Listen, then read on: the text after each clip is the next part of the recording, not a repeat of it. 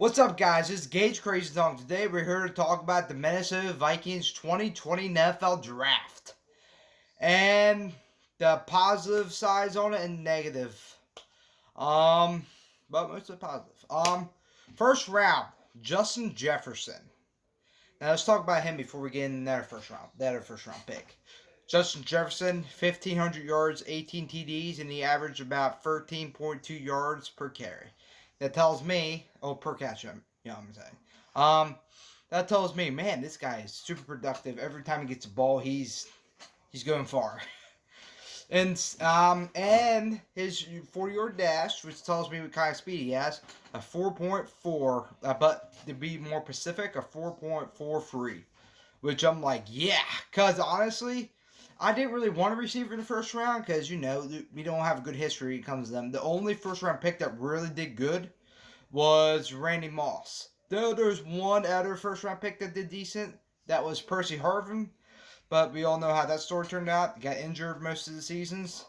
The only great season he really had was in I think 2012 when he had when he had over 900 yards, which is impressive.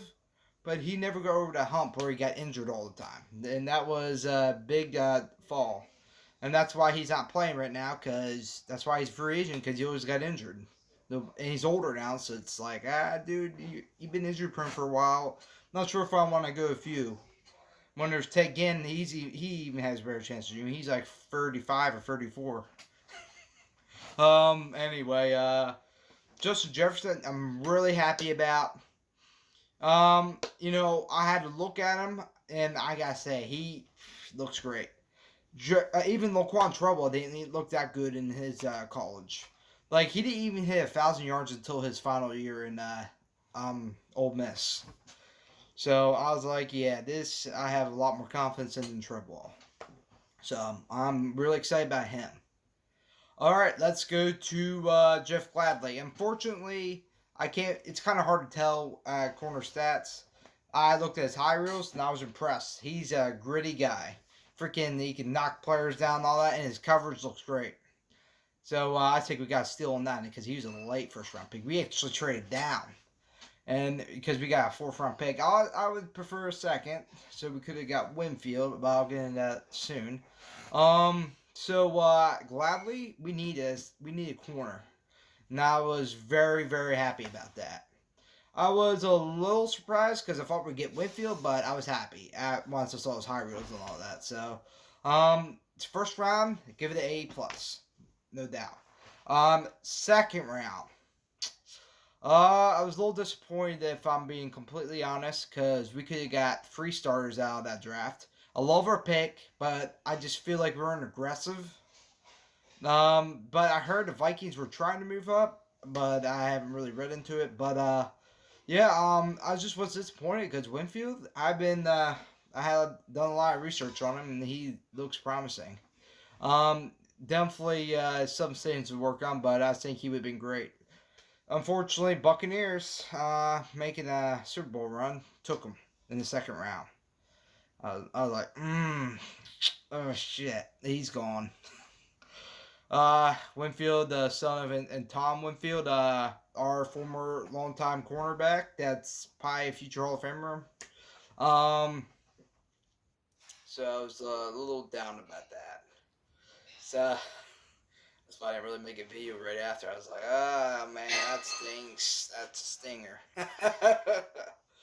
And they actually took another guy in the fourth. That a receiver I wanted, Tyler Johnson. So I was like, and they really they're doing me bad right here. But I did like your second round. I was taking their starter, Ertz, Cleveland, which I'm really happy about. Looks like a great tackle when he's a big guy, so I like that. And we do have a good history in second rounds. Look at O'Neal and Phil Loholt. Some of you may not remember him if you're new to being the Vikings, but before he retired, he was great. But his last year, I think he got hurt. He got hurt, and he was just, after that, he said that his body just couldn't take it no more, and because he's injury prone and he's just done. But he's a great tackle. But anyway, back to the topic. Second round, we're usually good with drafting, with tackles wise. So I was really happy. So I was, yeah, like Cleveland, I was very happy about. And now let's move down to third round. I didn't do a whole lot of research on this guy, but what I heard from Mike Zimmer and all them, they're really excited about him. And I think he could be a great backup for Mike Hughes because I'm still not sure if he's injury prone or not because he's been injured for the first 2 years of his career with Minnesota. So we'll see how that works out. But Jeff Dantzler, I wasn't disappointed with that pick. I was pretty happy because we need a corner, so I was impressed. And now let's go to the fourth round. T.J. Warren. Mike Zimmer seems happy with him. Me, just wasn't too impressed because he has speed and he has some skills in the hands and all that, but I wasn't impressed because he didn't really stand out in his college or anything. But some players like that could turn into big names if they're in the right system. So we'll see how that goes. But the other fourth round pick, I'm really excited about. Starter from Oregon, Troy Dye. Even has a good name. Man, that guy looks awesome. Looks explosive. Looks like a playmaker on defense. If we don't get Eric Wilson re-signed and we make this guy starter, I would not be disappointed.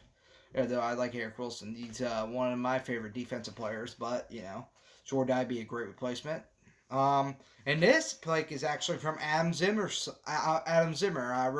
Mike Zimmer's son. So that's very exciting. Who knows? Maybe he'll be our head coach in 10 years. But hopefully we have Mike Zimmer for a long time. He's one of my favorite coaches. Once I really got into football, Mike Zimmer was the first coach I ever watched. So it's so I guess that's one of the reasons why I liked him. But he just has that defensive mindset and the old school mindset, which I like. And he definitely gets his players mentally prepared for the season, which I like. And we go down to fifth. I'm not really gonna get into the 6th and 7th because those guys are kind of like most likely special teams players and all that. But let's go to fifth round. Fifth round picks. Man, it's fifth round. It's kind of hard to think of because after fourth I kind of stopped paying attention, to be honest. But see if I can remember here. Yeah, I'm sorry, but I can't remember. I like first and fourth I paid attention to, but fifth I just kind of went out. Oh, now I remember. He might actually be in the fourth. James Lynch, defensive tackle from Baylor, and they say he has great work ethic, and he got 13.5 sacks as defensive tackle. And he wasn't really a starter. He's more a switch-in guy. So that tells me the guy, when he comes in there, he's a playmaker. And he's a difference maker. So, really excited about that. And, think that should be about it. Alright, just wanted to give you guys my review on the draft and some of my negative comments about it, I guess. And what we could have done differently. Anyway, that's about it. I'll see you guys tomorrow. And like and subscribe.